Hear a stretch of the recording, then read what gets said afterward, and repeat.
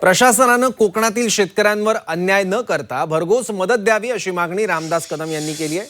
कोकणातील एकमेव उपजीविकेचं साधन असलेला आंबा संकटात सापडलाय। सरकारनं तुटपुंजा मदतीचा निर्णय मागे घेऊन भरघोस निधी द्यावा अशी मागणी करत रामदास कदमांनी सरकारला घरचा आहेर दिलाय।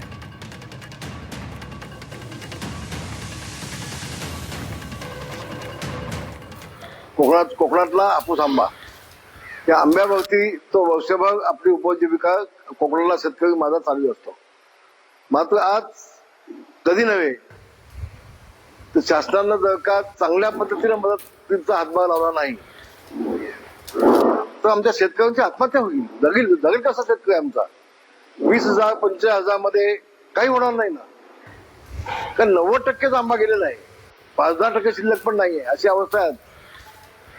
आणि म्हणून शासनानं या बाबतीमध्ये आपण जो निर्णय घेतला आहे त्या निर्णयाचा फेरविचार केला पाहिजे आणि किमान भरीव मदत त्या शेतकऱ्याला, कोकणाच्या शेतकरी कधी आत्महत्या करीत नाही।